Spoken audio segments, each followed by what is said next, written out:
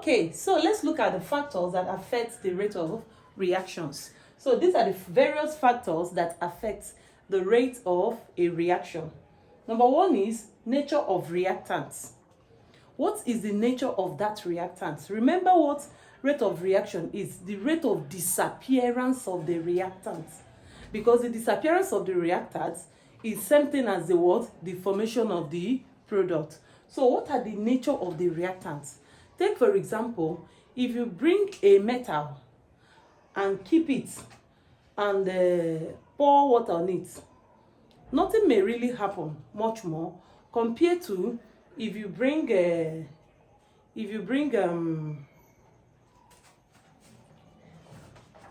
nature of the reactant affects the rate of the chemical reaction. Reactants that are very reactive will speeding up the rate of chemical reactions, but reactants that are not very reactive, like those noble gases, it would reduce the rate of the chemical reaction. Number two is concentration or pressure for gases of reactants. How much of the reactants are in place? How much of the reactants are in place? How much of the concentrated reactants are in place? If you have higher increase of concentration of the reactants, definitely the reaction will be faster compared to when you use dilute solutions or dilute solutions of the reactants. Likewise, pressure for most gases, increase in pressure leads to increase in a faster increase of the reaction, and decrease in pressure leads to lower rate of reaction. That is for pressure. Then surface area of reactants. I gave a little example of this surface area using Maggi. When you are cooking your food and you have two Maggi, this one you granulated it with your fingers, this one you did not granulate it. Which one is going to react faster in your soup? The one that you granulated, once you put it in your soup, as soon as you are done putting it in your soup and you stir, you will get the taste of the food immediately. Why? Because it has increased surface area. You have increased the surface area by doing what? By pressing it with your fingers. Unlike this one that you did not increase the surface area, it's going to take some time. Heat will heat it before it will melt. Sometimes the heat may not even melt it. So sometimes you are eating food and you ate a little piece of Maggi. You know, have you had that experience before? How wonderful was it? You will never like it. You will be like, this Maggi that makes food sweet can be this or so you discover that substances or reactants that the surface area has increased definitely will lead to faster reaction compared to those that their surface area has not been increased. Those ones will lead to what? Lower rate of reaction. Temperature. Temperature increases the rate of reaction. The temperature of a substance can determine if the reaction will be fast or slow. For example, when you want to boil yam and you take the yam and put it on a gas to cook, after some time, maybe say in 30 minutes time, the food will be done. Compared to when you carry the yam, pour water in it, and then keep it in one side of your room. The yam will get soft too, but in how many years? The reaction is going to take years before it gets soft. Are we together? But the one you put on your gas, in few minutes it will be softened. The yam will be softened. So what do you say? That the increase in temperature will always increase the rate of the chemical reaction, and decrease in temperature will decrease the rate of the chemical reaction. Okay, next one, presence of light. Now, there are some elements that work precisely with light. There are some reactions that for it to take place, light must be present. For example, photosynthesis. Photosynthesis, we know what photosynthesis is. The process by which green plants produce their own food using sunlight. So if there is no sunlight, that green plant will not produce food. If there is no light, the green plant is not getting light anyway, it's not going to produce food. That's why if you plant something in your room, maybe in a tin or in a flower vase, and left it in your room, after some time you will discover that the plant is bending towards where it's receiving light. Why?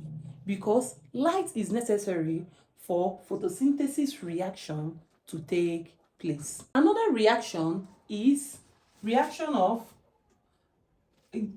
decomposition of hydrogen peroxide. Decomposition of hydrogen peroxide. This is what we refer to as hydrogen peroxide. Hydrogen peroxide. So you find out that this reaction, for it to take place, it must take place in light. That is the only thing that can do what? Bring about the decomposition, divide the molecules into the products. Are we together? Another one is conversion of silver halides.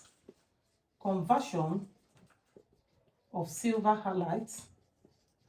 Silver halides are what? Silver plus halogens. Halides talks about halogens like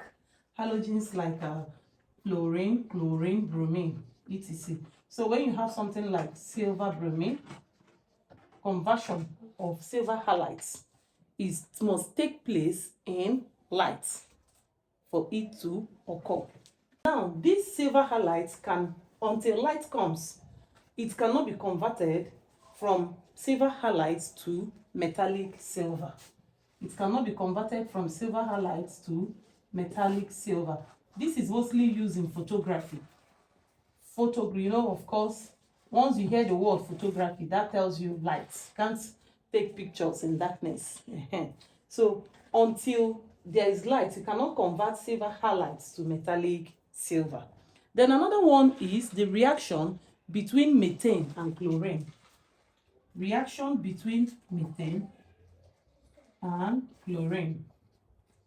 This is very important reaction in the alkane family. When we'll be treating organic compounds, we will do extensively on this because it's a very important reaction and it takes place in the presence of light. So these are the reactions. These 1, 2, 3, 4 reactions, they must take place in the presence of light. Just like for you to soften your yam, you must put it on fire. So also for this reaction to occur, light must be present. Then the last but not the least is catalyst. Now catalyst is any substance that alters the rate of chemical reaction, but is not affected, but remains unaffected by it at the end of the reaction. I reiterate, any substance that alters the rate of chemical reaction but remains unchanged at the end of the reaction, we refer to it as catalyst. Now, catalysts can either increase. Please, catalyst is not just an increaser. Catalyst can increase or decrease. Are we together?